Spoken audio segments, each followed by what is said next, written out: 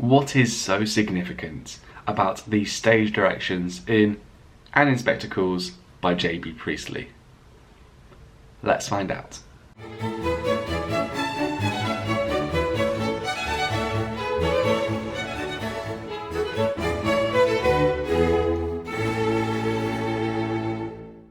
How is it going, Revision Squad? It's me, Liam, aka Mr. Knight, aka DystopiaJunkie, and in this video I'm going to have a quick chat about the use of stage directions in J.B. Priestley's play An Inspector Calls.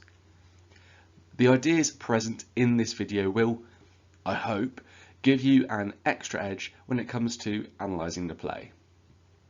As ever, now is your chance to grab a pen and some paper and get those ready so that you can make notes of some of the things I say over the course of this video. Watching and listening, those are wonderful, but taking notes will help fix information into your long-term memory. I'll say it now too, if this video helps you out, please do not forget to like, comment and subscribe, as that helps me out loads too. If this video is about stage directions, it's probably useful for me to actually define what they are.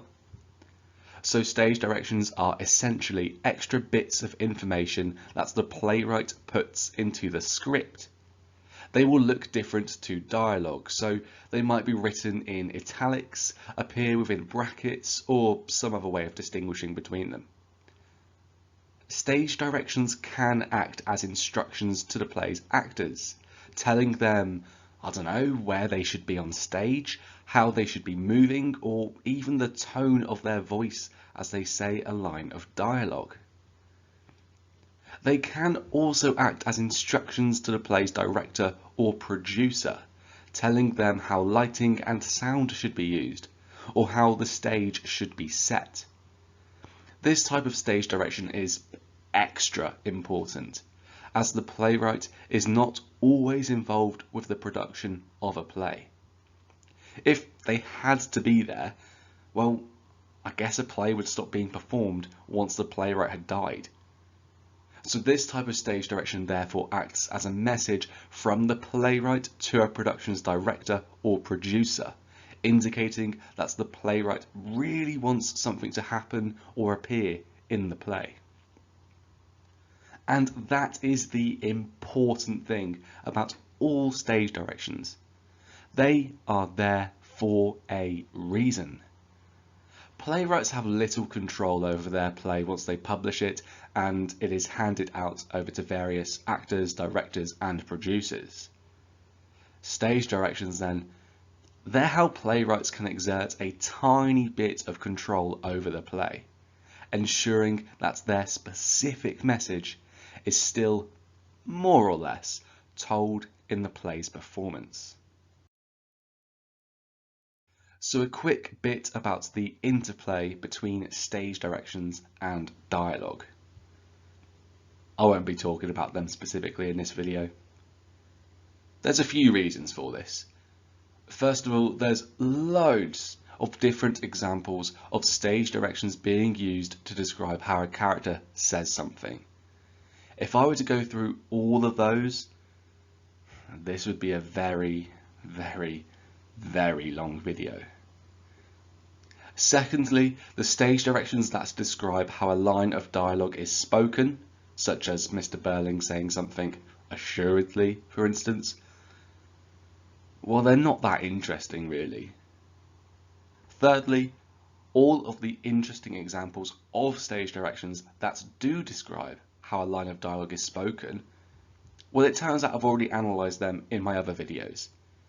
There is a link to my entire An Inspector Calls playlist in the description of this video. Click it, obviously once the video is over, and you can go through all of those videos and take notes of how stage directions are used to give us a clearer picture of the different characters. The videos that focus on characters and themes will be most useful for you here. But there are some other stage directions that really are worth our time. So how about we have a look at those instead? Alright, so we're going to look at a few different parts of the opening stage directions. The first part we're going to look at is the dining room of a fairly large suburban house belonging to a prosperous manufacturer. It has good solid furniture of the period. The general effect is substantial and heavily comfortable, but not cosy and homelike. Now this stage direction shows us two things. First of all, it establishes the Burling family's wealth. The dining room is fairly large in an suburban house, meaning that the house is on the outskirts of suburbia, which would make it more expensive. Furthermore, the owner is prosperous and the furniture is good and solid. It's not just any old cheap rubbish. But I think that it's the very final part that is really revealing. The dining room is described as being not cosy and homelike. Homelike has connotations of warmth and safety and love. Compare it, for instance, to the word house, which feels slightly colder, more officious, and a bit less welcoming. There's the implication here then that the Burlings do not live in a place that is full of love or warmth or affection. Perhaps things will be a little bit tense and frosty in this setting. Who knows? Now, why did Priestley do this?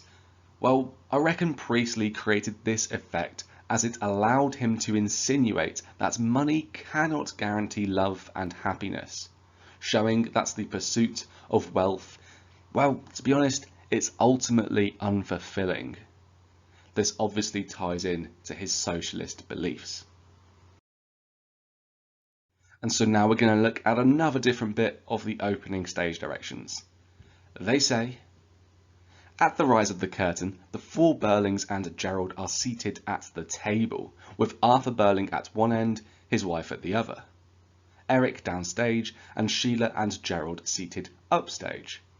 Edna, the parlour maid, is just clearing the table, which has no tablecloth, of dessert plates and champagne glasses, etc., and then replacing them with decanter of port, cigar box and cigarettes. Port glasses are already on the table. All five are in evening dress of the period, the men in tails and whites, not dinner jackets. Now, the vast list of objects helps to reiterate the Burling family's wealth relative to the time.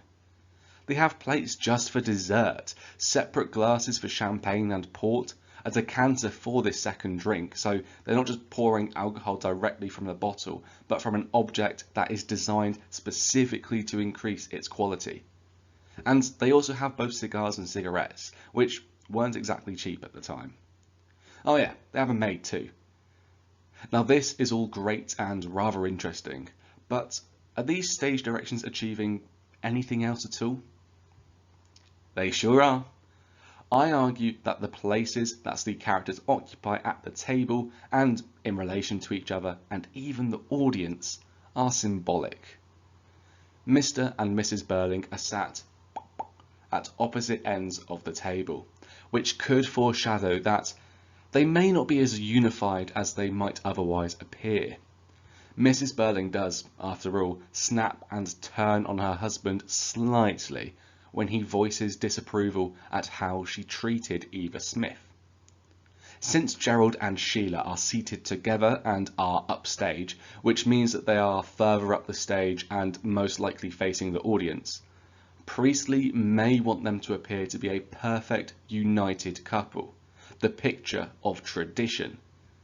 This makes their later actions in the play seem a bit more shocking, especially Gerald's. Finally, because he is sat downstage, meaning that he is closest to the audience and is probably sat with his back at least partially to them, it might be implied that Eric, he has something to hide. And I think we all know that's true.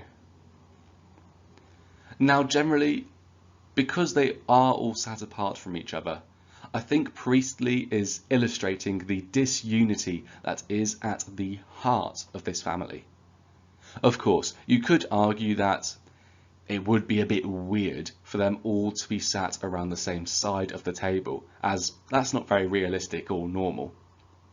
But you must remember that this is a play. An audience is going to be watching it.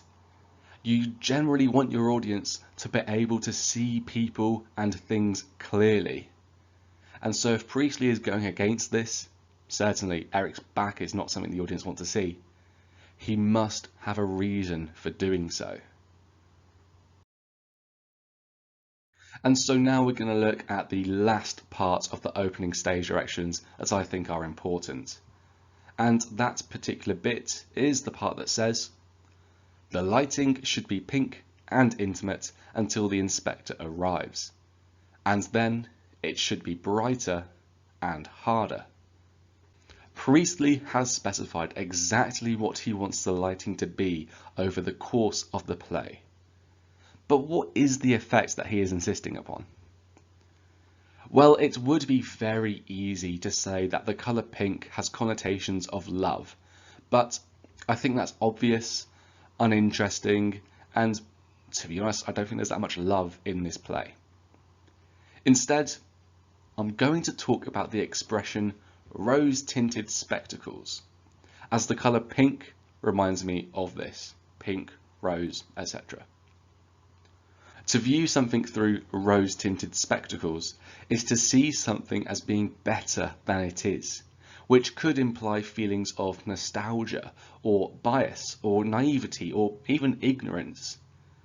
I think, therefore, the lighting is pink at the beginning of the play, because the Burlings and Gerald appear to think that they, and their behaviour, are better than they really are. Now let's contrast this lighting with the lighting after the inspector arrives, which is brighter and harder, which reminds me of a police interrogation, which I guess is essentially what happens once the inspector turns up. The intensity of the lighting makes it somewhat uncomfortable and suggests that hidden things will be uncovered and revealed.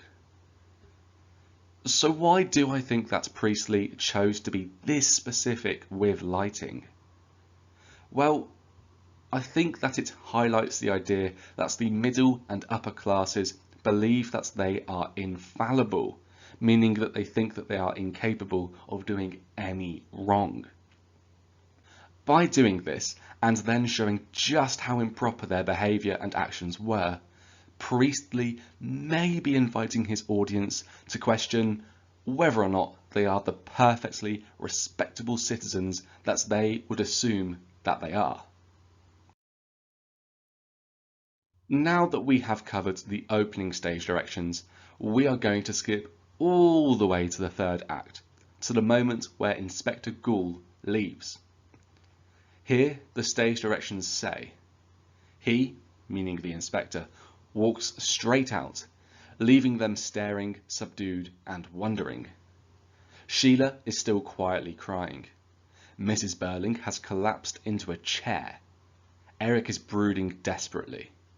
Burling, the only active one, hears the front door slam, moves hesitatingly towards the door, stops, looks gloomily at the other three, then pours himself out a drink, which he hastily swallows. Now this shows that the Burlings are defeated and exhausted. Sheila cries. Mrs. Burling has collapsed into her chair, particularly remarkable given how much of a fight she gave the inspector. Eric is deeply anxious and on edge, and Mr. Burling can barely bring himself to check to see if the inspector has actually left, and quickly downs a drink, presumably to settle his nerves. But what does this show? Why did Priestley include these specific stage directions in his play? Well, I think that it is his way of emphasizing the immense difficulty of having your entire worldview challenged. As we saw earlier, the Burlings appear to think that they are capable of no wrong, but they have learned that this is definitely not the case. They learned this in a pretty harsh and harrowing way, which has clearly had an enormous impact on them. Perhaps by showing how difficult it was for the Burlings to learn the error of their ways, Priestley is inviting his audience to drop any idea that they may have of their own infallibility. Are they really perfect citizens, or should they start thinking about the wrongs that they might have done? Okie dokie, so that is my discussion of stage directions done. Remember that I have spoken about a lot of other examples in my discussion of characters and themes. Now that you have thought about stage directions in a more focused way, what could you do next? Well, you could produce a visual representation. Yes, a drawing, sketch, poster, whatever you want. Now, this visual representation could be of either the Burlings and Gerald sat around the dining table at the beginning of the play, or it could be of the Burlings once the inspector has left. Whichever you choose, draw this as per the stage directions, and then label your drawing with quotations from the play itself. If you choose to connect language with something visual, that's going to help cement it in your long-term memory, helping you to get those quotations ready for your examinations. Now, whether you choose to do that or not, before you go, please remember to like this video if it has helped you out, to leave a comment on it, either letting me know how useful it's been, giving me some of your own analysis, or even asking me a question. And of course, I would really appreciate it if you subscribed to my channel as well. Now, I hope that you have an awesome rest of the day. If you are revising, please remember to take frequent short breaks, as a burned out student is not a happy or successful student. And those are two things that I think you deserve to be.